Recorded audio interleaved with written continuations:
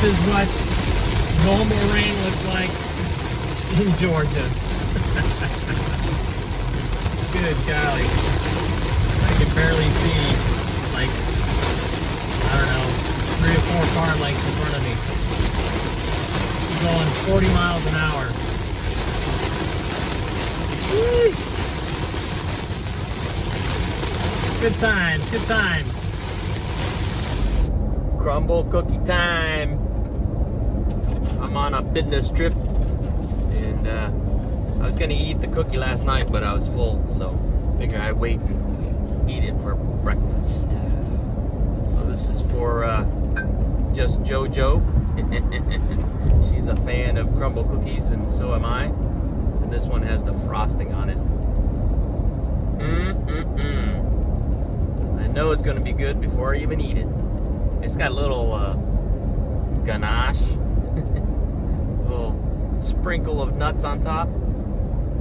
And while I eat the cookie, I got a, I don't know, a little rant, a little thought about traditions.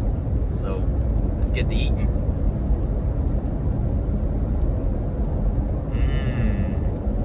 So good, buddy.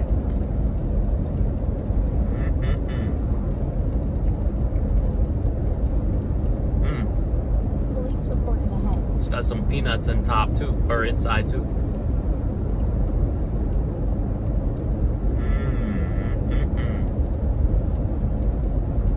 A little messy. So, been watching a lot of these YouTube shorts. I know a lot of people have been forced to make shorts because they're content creators and their revenue has been on their regular videos. Oh, Popo. I think it's just a traffic stop. Nothing.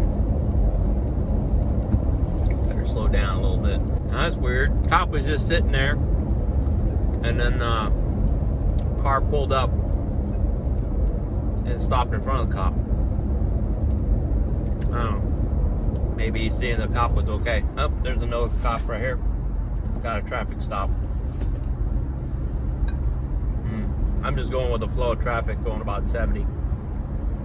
So a lot of content creators on YouTube are being forced to make shorts to keep their revenue up.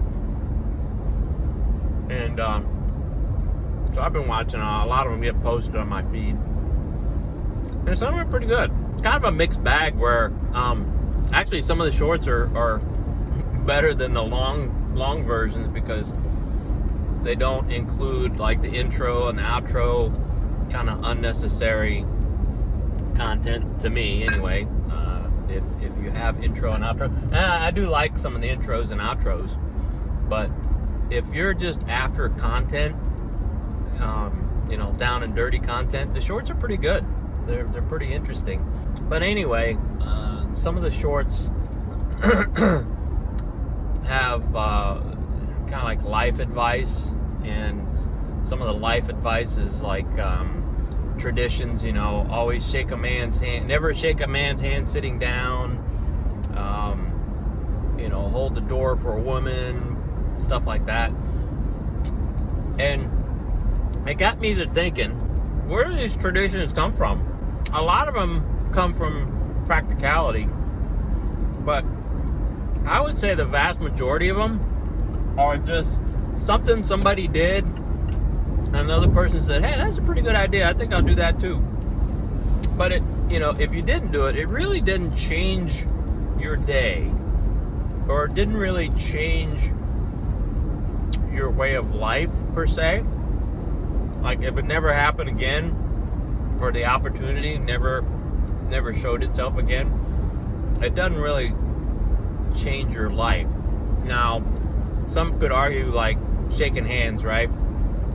If the person who's expecting you to not shake their hand while you're sitting down, and you were making a business deal or trying to win the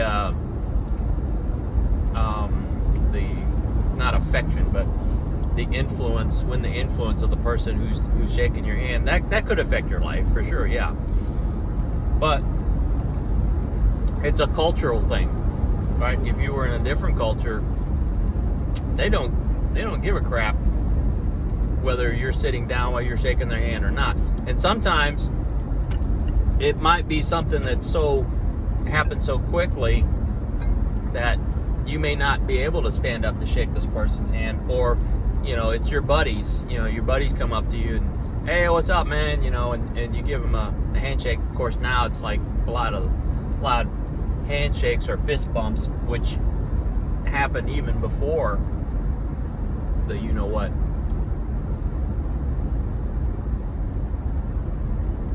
So,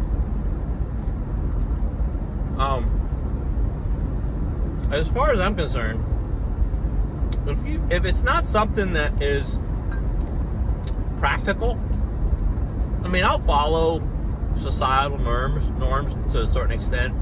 I won't go out of my way, right? Because I remember I was in high school, and one of the guys who graduated the year before I did, joined the Army, he came back and was greeting friends and stuff like that, and he held out his hand to shake my hand, and I had like gloves on. I was doing something, I had gloves on, so I went to go reach out and shake my hands with the glove. He goes, "What, you gonna shake my hand with a glove?" I'm like, "Yeah, what's wrong with that?" And so that's something like, that's rude or something like that, like whatever. I took my glove off, shook his hand. So societal norms, unless, I don't know, like I said, unless it made sense, there's some true practical application to it, not everybody's gonna know that is the accepted norm. Apparently I didn't know it was the accepted norm that you weren't supposed to shake somebody's hand with a glove on, or you can't shake their hand if you're sitting down. Whoop. Somebody explained to me in a comment, what is the perceived rudeness of shaking somebody's hand while you're sitting down? The only thing I think of is like, oh, you don't respect me enough to stand up while you shake my hand, but you're gonna shake my hand? I mean, if you truly don't respect somebody, you just wouldn't shake their hand, regardless of whether you're gonna stand up or not. So, I don't know. Traditions are fun, they're nice, but to me, people who go out of their way to feel offended because somebody didn't follow the societal norms that they expect, that's just taking joy out of your life, and of course we all know that being triggered is rampant in today's society, and it actually it's a reverse. What's this guy doing? Oh, there's a bird. There's a bird in the road. I guess the bird was picking up some roadkill or something. But anyway, it actually, the triggered person is actually giving up their joy to be triggered. And my opinion, I think people who are easily triggered think that they are taking your joy away by telling you, oh, you offended me. But they're really taking their own joy away, because they're upset now for something that has no relevance or no bearing on how they live their lives, or how life goes on, even whether they're offended or not. It reminds me of a comedy routine, and I've seen a couple that kind of say the same thing.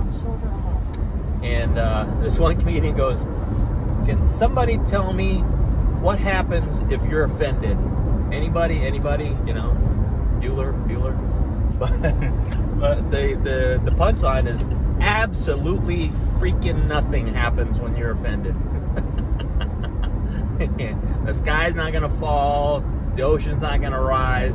Absolutely nothing, at least immediately, will happen because you are offended. Nobody cares. You know, some people might care, but in the general scheme of things, nobody cares that you're offended.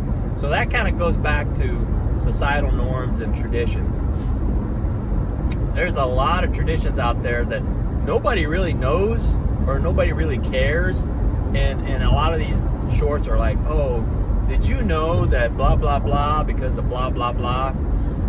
And it's like, no. So I've been living my life all this time not knowing that I should have been offended because this is the history behind this. It's like, I don't care. Who gives a crap? I do care.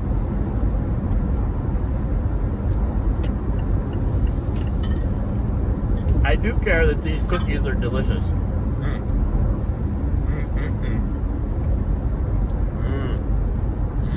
Everybody. Alright. That's all I got. I didn't bring my cowbell. I forgot. Now that's a worthy tradition right there, baby. Cowbell. Everybody should have cowbell. That definitely deserves a lot of cowbell.